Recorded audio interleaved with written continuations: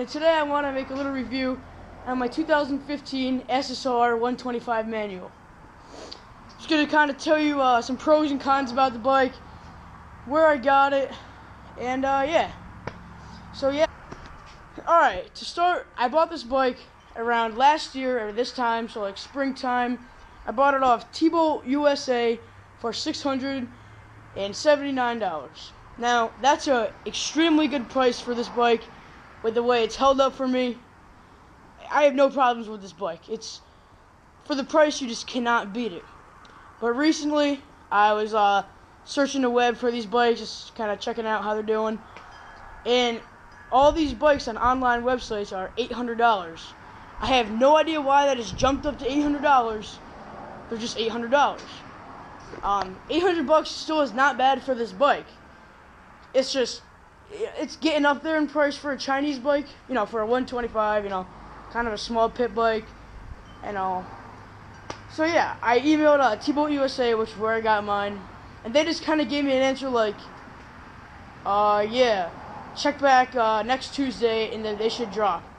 Alright, so I gave it a week, right, and I checked back, and they increased to $815. So I'm like, well, what the hell is that all about? That was ridiculous. So I don't know what the deal is. And High Style Motoring, I emailed them, and I got a response right back from them. I think that's, if I were to ever buy another bike from them, you know, hint, hint, I think that's where I'm going to purchase my next bike from them, because they're really helpful. They kind of gave me an answer, but, you know, they just got back to me right away. And, yeah, that was actually really good for them. Alright. So, let's start off with the cons about the bike. The cons with the bike is that, well, when you first get your bike, the tires that come on it, they suck. Well, the front tire I have on it is stock. I mean, as you can tell, I mean, it's almost at its, you know, last few rides. Not rides, maybe. I don't know. I ride it on the pavement. I just do wheelies in the driveway and stuff. But it's getting pretty worn down. But the rear tire, the Chinese tire that came on this bike, that was a joke. Like, within like a month or two of riding on the driveway, I mean, it was just bald all the way down the center.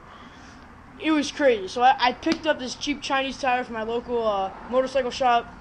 It's still Chinese, so it kind of wore down fast, but, you know, I just needed a dirt tire because I was going riding with my friend that week. So yeah, I needed a cheap tire.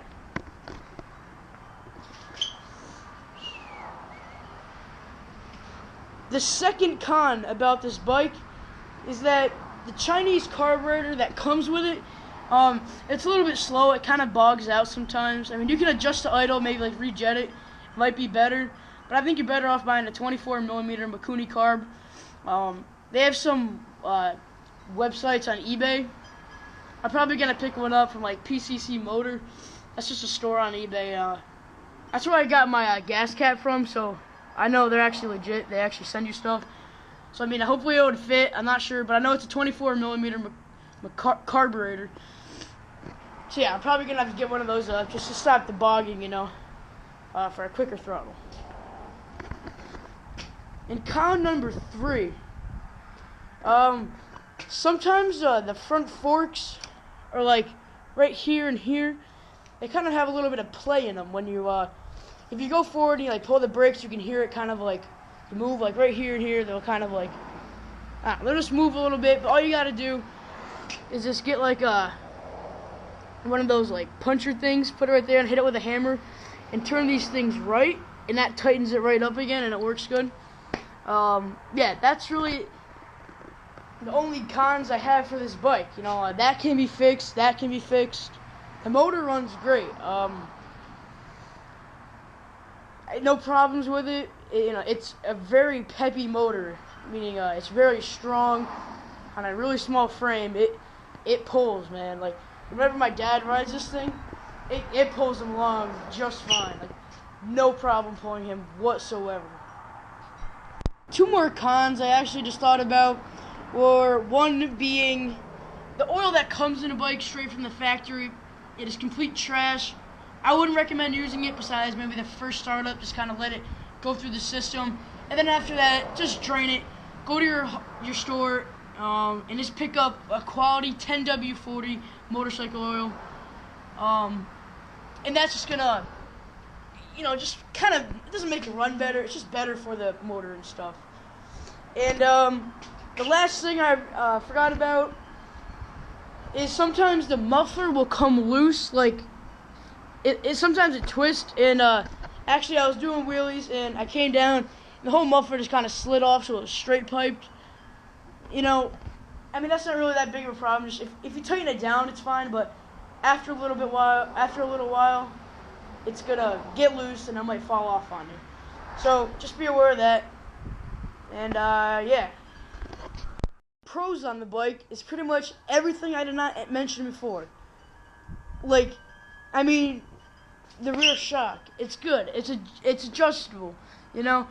There's not that much else to complain about this bike. Front shocks might not be the best, but just put some higher fluids in the front. Like the oil that goes in the shocks, make it a little stiffer, and you're good. The plastics that come in a bike are good. They come with some pretty sweet graphics. Mine are in the cabinet over there, so I don't have them on the bike. These are just aftermarket plastics I got off eBay.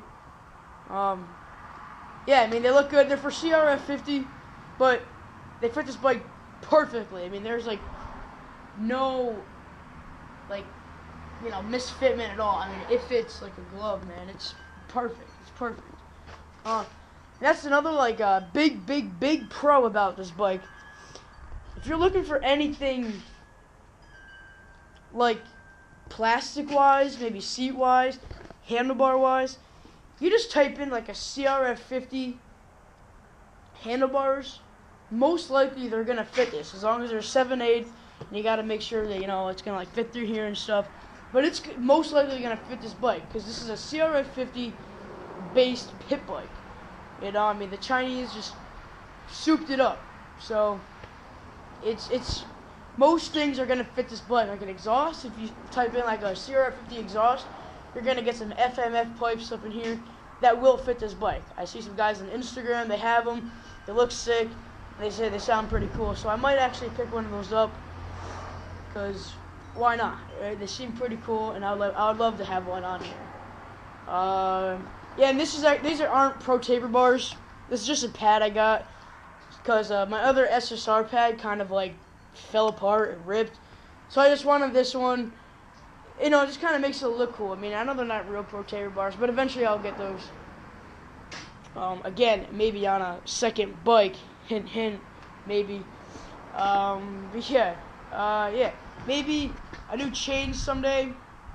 Sometimes cheap Chinese chains aren't the best, but it works. Right out of the box, this bike is perfect.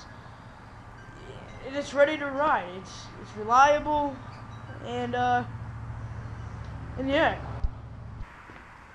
So if you're looking to get a cheap Chinese pit bike just for screwing around in the backyard, or maybe turning it into a stunt bike, another hint, stunt bike.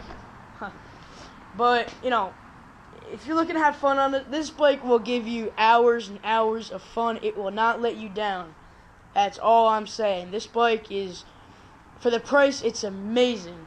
I would not recommend this bike to 6-year-olds or someone who's just starting off on a dirt bike. It just has kind of too much